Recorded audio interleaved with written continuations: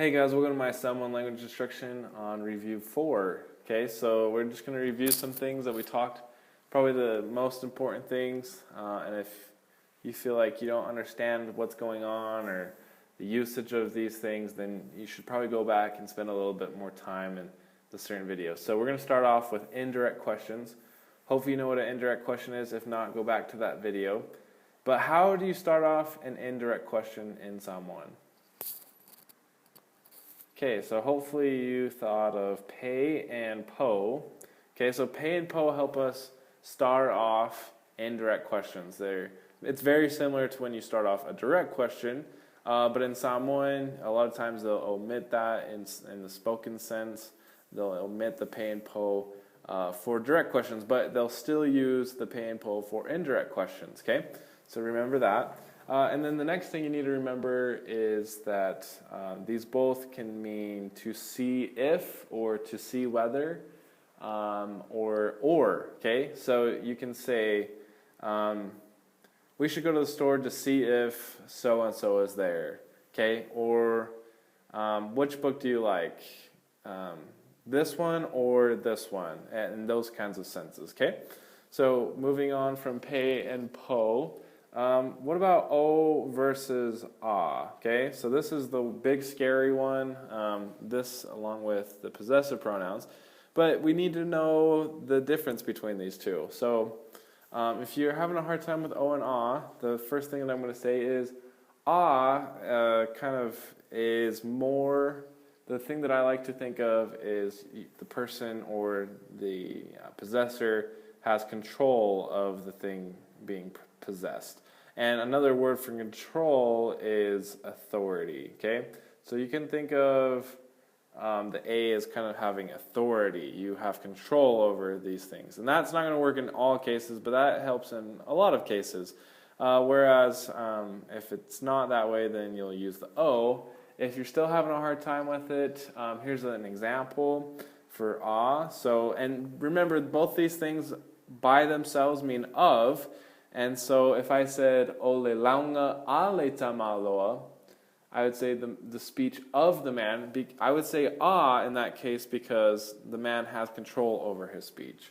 And then if I said, ole nu'u ole tene, I would say the town of the girl. I would say oh in that case because the girl didn't have control over that being her town. She was brought up in that town because of her parents. Okay, so hopefully that helps. And another thing with O is the possessor is dominated or covered, so like an umbrella or a house, a car, a boat that carries you somewhere, things like that. Okay, now on to possessive pronouns. So let's do possessive pronouns. So remember, the things that you need to remember for possessive pronouns is it's 3 rules combined together, and it's going to be your determiner. Wow, that was a terrible D. Determiner, I don't know if I'll be able to fit that. Okay, plus your O versus ah, plus what? A descriptive pronoun, and I'm running out of room, so I'm going to try to write that. Descriptive pronoun, okay? So that's how you do possessive pronouns. You start off with a determiner, so things like lay, say, ni, and a lack of a determiner. Then I use the appropriate O versus ah rule, and then I'll use my descriptive pronouns. So hopefully that's making sense. If not, then you need to go back to that video. It looks something like a la to is our, and this is when you use the A class rule, and also it'll be plural, okay, because there's no L on it or anything like that. So if that's not making sense, again, need to go back to the possessive pronouns and work on those. Okay. Next thing that we're going to talk about is conjunctions. Conjunctions. The first thing that we said, we can combine certain sentence structures without conjunctions. I'm not going to go into that, but if you need help in that, go back to that video. The combined sentences without conjunctions, there's certain sentences that you can do that. Then the next thing you need to remember is conjunctions are the special connecting words that combine most sentences together. So you'll have a sentence structure, a conjunction, and then another sentence structure, or some kind of clause or phrase of some sort to connect the two ideas together. So you need to remember along with. What is the word? How do I say along with in Samoan? So hopefully you said atoama, or right here I could say fo'ima. That's how I say along with. So I would say a sentence structure along with, and then some kind of noun phrase, or another clause. Okay, moving on. How do I say especially in Samoan? So hopefully you were able to say I might say. Okay, so I might say, so we liked the cars at the dealership, especially the green one, and that's something similar to that. Okay, so the next thing that you need to remember is, how do I say if in Samoan? How do I say if in Samoan? Well, there's two different ways. There's the normal way, a phi, okay? And then there's the ana, okay? Ana is more the hypothetical if. So if something's more hypothetical, then you'll use ana. And if you're not understanding clearly what I mean by hypothetical, then you need to go back to that video as well, okay? Moving on to directional adverbs. Directional adverbs, let's just list them out. So my, atu, ane. Moving on to, again, those are ae and ifo. I think that's all of them. Essay. You can just say essay to a dog or something, or someone that you want to leave. Anyway, so what does my mean? And what are directional adverbs? Hopefully you remember what directional adverbs are, and what are these directional adverbs mean. Okay, so if you don't remember what those do to the verb, then you need to go back to my directional adverb. It'll be really quick. And then that'll have some weather statements that you can work on as well. Okay, so when. How do I say when in Samoan? Well, there's 4 different ways to say when, so let's say the question way. So if I want to ask a question like, when are you going to the store, or when did you buy the milk? Those kinds of whens, how do I say that? So there's a future when for questions, and that's afea, okay? And then a past when for questions is anafea, okay? And those are my 2 different types of whens when I'm asking a question. Okay, moving on to the non-question. Okay, so how do I say when in a non-question statement? So I'm not going to have the question. I'm just going to say when. So I could say ah. So this is the future when in a non-question form. So that's like, when we go to the store, you need to buy milk. Okay. And then the past tense is, sorry, that is not that is, led you astray there for a second. That's ina plus some kind of tense marker, okay? So in this particular case, I'm going to say ina ua is the way that you say when in the past. So that's like, when you went to the store, did you buy milk? But then I could also do while. So there's a few different ways of saying while. Okay, so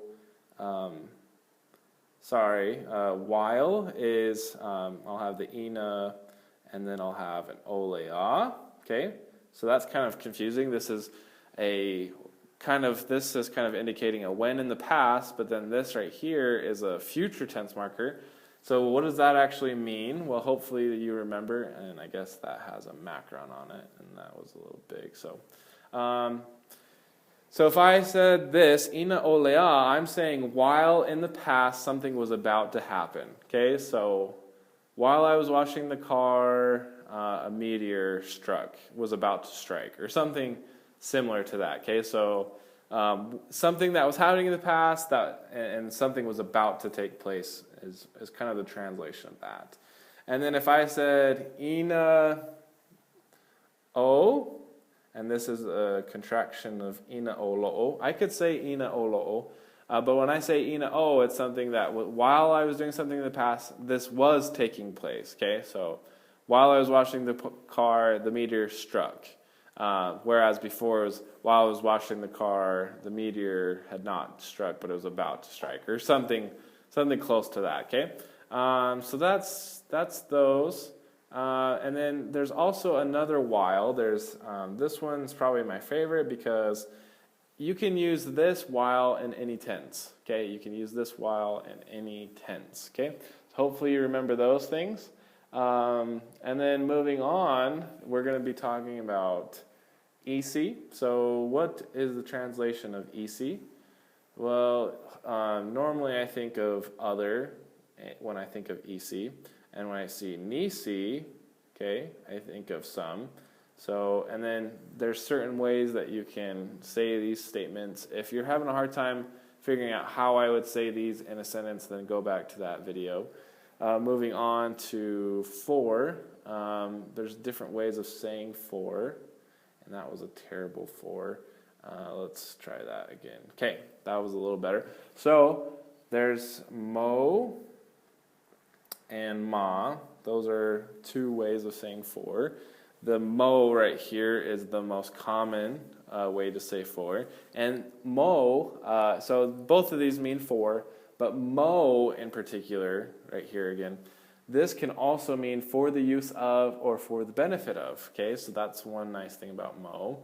And then an additional way of saying, I need my pen, additional way of saying for is e. And this is the kind of for in a sense of time. So I read that book for 3 days or something like that. That's the way that I would use this for. So hopefully that made sense. Moving on to with. There's two, I guess, ideologies of saying with. There is the accompaniment way, and there's the instrumentality way. So the accompaniment way, you can say as either fa'atasima, and that's two different words, or you could just say ma, and that's a couple different ways of saying with, and that's when you're being accompanied by someone. So I went to the store with Mareko, or something like that. Okay. And then the additional way of saying with, this is kind of a little, it's very similar to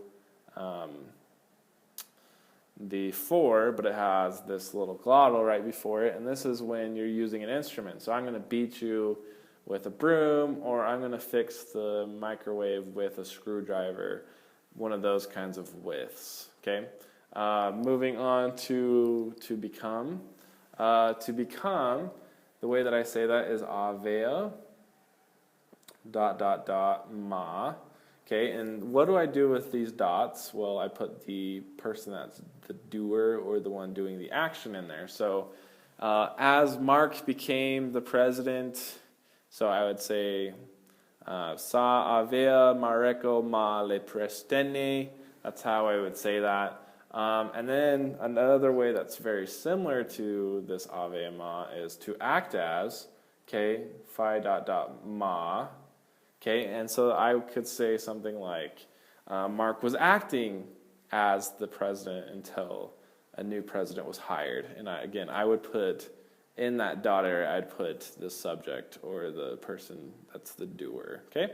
So, and then the last thing that we talked about in this chapter was prepositions. Unfortunately, there's not a way to really review those other than you going back to that video and reviewing them yourself. So I would encourage you, do you know how to say these prepositions? So if I said ilunga, do you know what that means? Okay, so hopefully you remember. If I said ingatai, do you know what that is? Would you know if I said nga uta?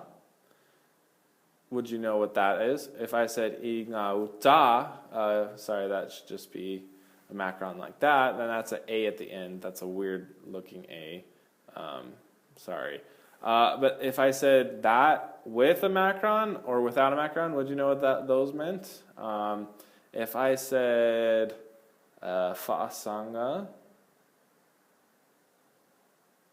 would you know what that meant? So yeah, those are just a couple to kind of test you if you remember.